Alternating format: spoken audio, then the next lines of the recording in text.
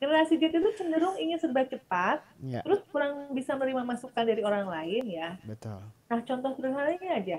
Saya tuh banyak banget mendengar dari teman-teman pengusaha bahwa Mhm. anak sekarang itu, anak zaman now itu kalau melamar kerjaan suka nggak sopan.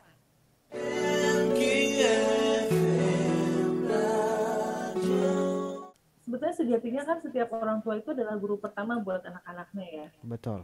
Jadi kita semua yang sudah jadi orang tua adalah guru. Mhm. Yang perlu kita ingat bahwa pendidikan atau mendidik itu adalah proses ya, proses memanusiakan manusia. Nah, Oke. setiap manusia itu punya potensi dan keterbatasan masing-masing, tidak bisa sama. Saya dengan Mas Kemal tentunya punya sesuatu yang berbeda. Bahwa Betul. setiap individu itu unik, setiap anak itu juga punya banyak kecerdasan, bukan hanya satu kecerdasan, tetapi ada kecerdasan majemuk ya yang sudah kita pernah sering bahas gitu. Hanya saja dalam kecerdasan-kecerdasan itu sebetulnya ada tiga hal dasar yang harus dilakukan orang tua dalam mendidik anak. Ya. Apa aja itu? Yaitu kita sebagai orang tua harus membekali anak dengan hard skill, soft skill, dan life skill. Mhm. Nah, tiga Life skill tadi ya. ya, jadi ada tiga ya, hard Mhm. skill, soft skill, dan life skill. Nah, dunia pendidikan kita ini cenderung keliru, Mas Kemal. Oke. Kadang kita itu menganggap proses belajar itu sebagai persiapan untuk menguasai sebuah skill ya. Betul. Misalnya kuliah itu untuk jadi dokter atau tekniksi gitu kan, Ya. atau jadi insinyur lah segala macam. Mhm. Jadi demi alasan itu, sistem pendidikan kita itu dibangun atas gagasan bahwa kalau udah lulus kuliah ya saatnya memulai karir, udah nggak usah lihat kiri kanan lagi gitu. Pasti diterima dan segala macam. Padahal Mhm. belajar itu sendiri adalah sebuah keterampilan. Kan nggak Oke. bisa dipaksakan. Ya. Jadi anak-anak sejak usia dini itu memang harus dilatih untuk menguasai tiga skill tadi agar bisa survive dan bisa bertahan di dunia yang cepat berubah ini ya. Mhm. Dengan kita lihat revolusi industri kan sudah di 5.0 ya, sekarang udah mau ke 5.0, kemarin 4.0, Ya. sekarang udah mau ke 5.0. 5.0 betul. Itu juga prosesnya sangat cepat gitu dari 4.0 ke 5.0 itu gitu. Mhm. Nah, kalau misalnya kita sendiri sebagai individu tidak cepat berubah, kemampuan berpikir kita juga hanya di situ-situ aja, akhirnya apa? Kita tidak bisa beradaptasi dan tidak bisa berkembang. Nah, kalau disederhanakan, mungkin sahabat MC ada yang belum paham. Apa sih itu hard skill gitu? Apa itu soft skill? Apa itu life skill? Ya. Bunda ngasih sebuah definisi yang sederhana aja. Hard skill itu bentuknya ilmu pengetahuan. Mungkin juga dalam sisi teknologi, model, rancangan. Nah, ini lebih kepada IQ. Kita Mhm. belajar kuliah segala macam itu hard skill gitu ya. Cari ilmu dan segala macam itu hard skill. Itu ke IQ. Kalau soft skill itu lebih berupa keterampilan yang menyangkut komunikasi dengan orang Oke. lain, kerjasama, kreativitas, kemudian juga ide gitu ya, Mhm. keterampilan emosional. Nah ini jadi kalau soft skill lebih mengarah ke emotional question atau kecerdasan emosi Ya. ya, kecerdasan emosi. Nah yang life skill ini apa? Life skill itu adalah interaksi berbagai pengetahuan dan kecakapan yang sangat penting untuk Mhm. dimiliki seseorang agar seseorang ini dapat bertahan hidup mandiri. Jadi Oke. kalau disederhanakan, life Mhm. skill ini adalah gabungan dari IQ dan EQ. Oh, baik. Tuh, jadi ini yang harus ada dari seorang individu agar dia bisa bertahan hidup di dunia yang sangat cepat Sangat berubah. cepat. Kan Oke. mungkin sahabat MK Mhm. harus tahu ya, di tahun 2020 sampai 2035 ini, Mhm. Indonesia itu akan mengalami bonus demografi. Demografi itu gimana, Ya, Bun? bonus demografi itu dari 64% total jumlah penduduk Indonesia itu Mhm. berada pada usia produktif loh. Oke, berarti Jadi memenuhi artinya, popularitas iya, ya. Mhm. artinya banyak anak muda Indonesia yang Mhm. berpotensi menggerakkan perekonomian Indonesia. Betul. Tapi di situ juga masalahnya banyak Mhm. anak muda yang akan menjadi beban jika mereka tidak produktif. Seperti misalnya anaknya tadi ya, Ya, males-malesan, kuliah nggak lulus-lulus gitu kan. Nggak bisa ngapa-ngapain nggak bisa kecuali ngapa-ngapain. belajar gitu, kuliah Ya. doang gitu. Ini yang bonus demografi ini mau diapain? Mau Mhm. dijadikan potensi atau mau dijadikan masalah? Dan salah satunya dari bonus demografi itu adalah anaknya sahabat Arum tadi. Begitu juga dengan kedua anak saya yang Mhm. sekarang juga sedang memasuki usia remaja kan. Ya. Hanya saja sayangnya ya, sahabat MK dan juga Mas Kemal, mungkin Mas Kemal juga termasuk nih dalam generasi ini ya. Seringkali nih Ya, ada cerita bahwa generasi Z itu mm-mm. dianggap kurang profesional dalam bekerja, bener nggak? Bener banget sih Bun. Kalau misalnya nih memang di lingkungan yang kebanyakan senior gitu. Nah, iya, generasi Z itu cenderung ingin serba cepat, Ya, terus kurang bisa menerima masukan dari orang lain ya. betul. Nah, contoh sederhananya aja, saya tuh banyak banget mendengar dari teman-teman pengusaha bahwa Mm-mm. anak sekarang itu, anak zaman now itu kalau melamar kerjaan suka nggak sopan. Oke. Belum apa-apa udah minta gaji tinggi Gaji tinggi. gitu ya. Itu salah satunya tuh. Salah satunya, Heeh. bahkan terkadang udah dipanggil untuk wawancara nih, malah Mm. nggak datang. Tanpa Oke. alasan gitu. Ya, Orang mah zaman dulu ya dipanggil wawancara itu wawancara. sesuatu yang berharga gitu ya, datang minimal kita wawancara dulu deh masalah nanti diterima atau misalnya negosiasi gaji segala macam, eh, Bisa nanti gitu ya, nanti, bisa betul. nanti. Mm-mm. Tapi ini udah di telepon, kan dia ngelamar gitu kan, di ngelamar sudah apply tapi ternyata kita telepon, nggak datang. Ya datang.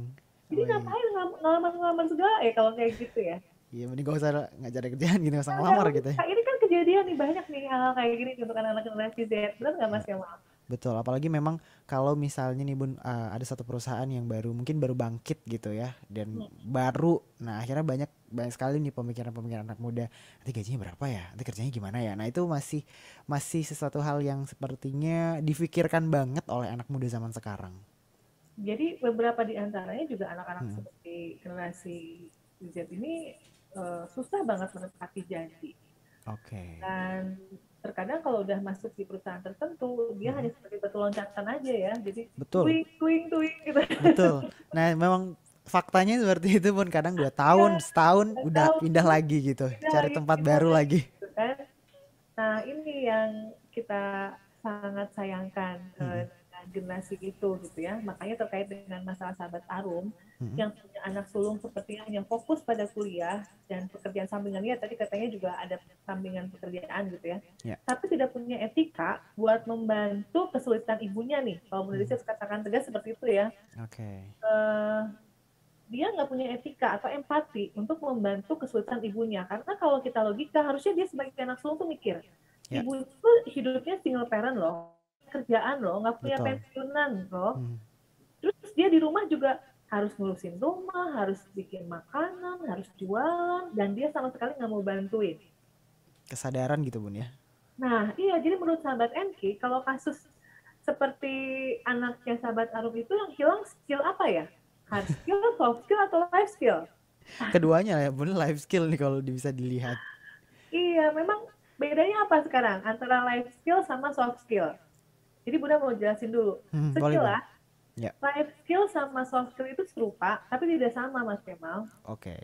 Kesamaannya adalah bahwa soft skill dan life skill itu adalah kunci untuk bertahan hidup dalam dunia yang penuh persaingan. Oke. Kalau kita nggak punya soft skill dan life skill, kita tidak akan bisa bertahan dalam dunia yang penuh persaingan di zaman sekarang. Itu kesamaannya. Oke, Tetapi kesamaannya ya. Mm-mm. perbedaannya ya, kalau life skill itu kemampuan psikososial yang membantu kita beradaptasi dan bertahan menghadapi tantangan kehidupan yang memang berubah terus gitu. Lebih ke arah sikap resilience ya.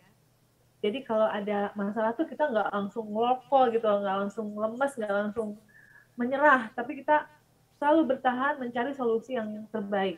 Itu life skill itu seperti itu. Jadi kemampuan psikososial kita yang membantu untuk beradaptasi dan bertahan menghadapi tantangan yang terus berubah. Terus soft skill itu sebetulnya lebih ke keterampilan untuk berhubungan dengan orang.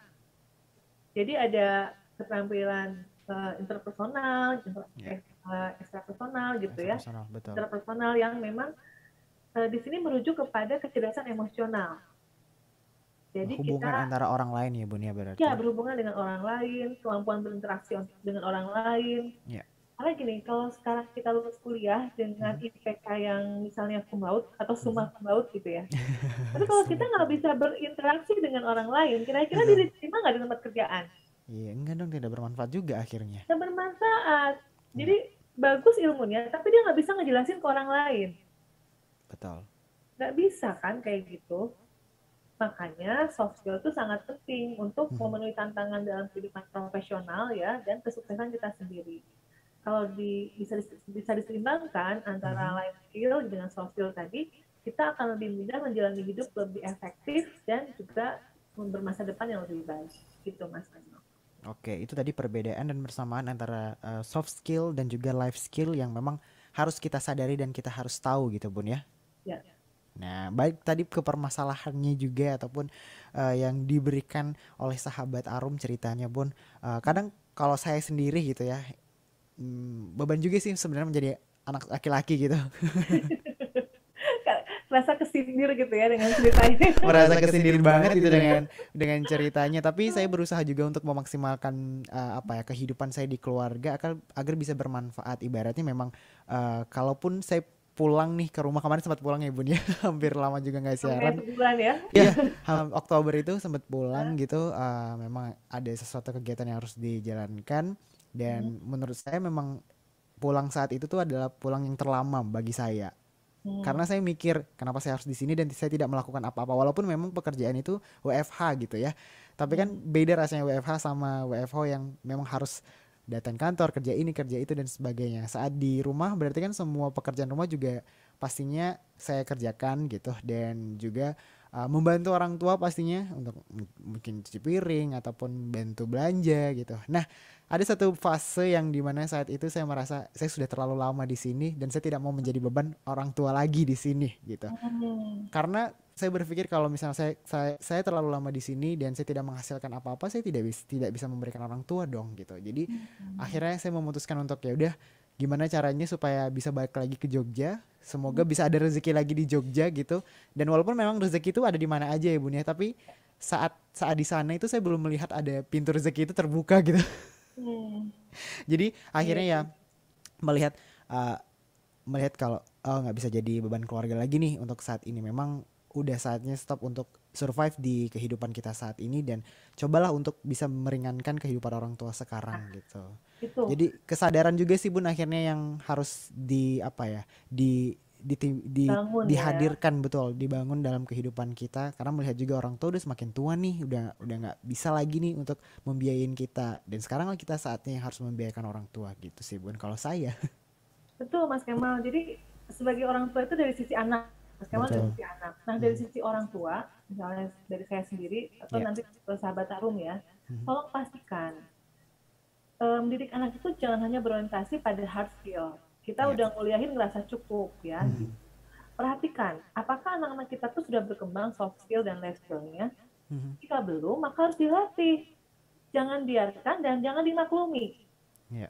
Karena kalau misalnya sahabat Arum memaklumi perilaku anak sulungnya yang tidak bisa masaknya sendiri, tidak bisa membereskan kamarnya sendiri, itu Mhm. artinya life skill-nya belum matang.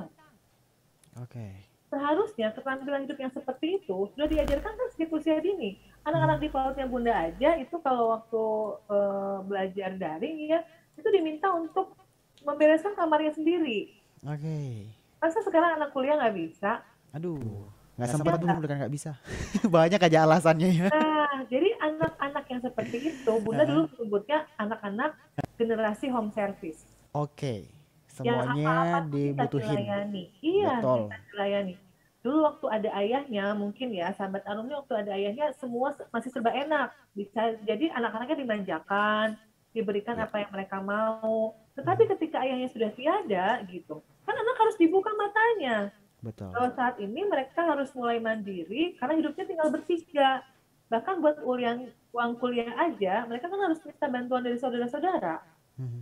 Nah, makanya buat sahabat Arum, sebelum menjadi sebangun buruk ya, ayo ajak anak sulung Anda itu agar dia bisa punya keterampilan hidup atau life skill tadi. Ya. Nah, dalam mengasah soft skill dan life skill, tantangan terbesarnya Mhm. sebetulnya adalah bagaimana melakukan diri sendiri. Oke. Melakukan diri sendiri itu tantangan Itu terbesarnya. berat banget sih. Nah, nanti habis ini Bunda akan kasih tahu Aha. 10 hal Oke. yang memang dibutuhkan untuk life skill tadi. Apa aja itu? Ya nanti kita bahas satu persatu ya Mas Kemal. Baik, 10 skill ya sahabat MQ yang akan Bunda berikan di malam hari ini karena tantangan terbesarnya ya balik lagi ke diri kita sendiri gitu. kalau mau berubah ya diri kita sendiri dulu yang harus berubah gitu. Jangan jangan pikir orang lain dulu yang harus kita berubahin gitu, tapi ya diri kita sendiri. Pemicu yang seperti ini akan membuat bunda stres. Kita kan bisa menghindari. Hmm, Kita sudah mengenal diri sendiri. ya. Ketika ada orang ngomong seperti ini akan membuat saya stres nih. Oke, saya nggak akan dekat-dekat sama orang seperti itu. Udah, keluar dari situ.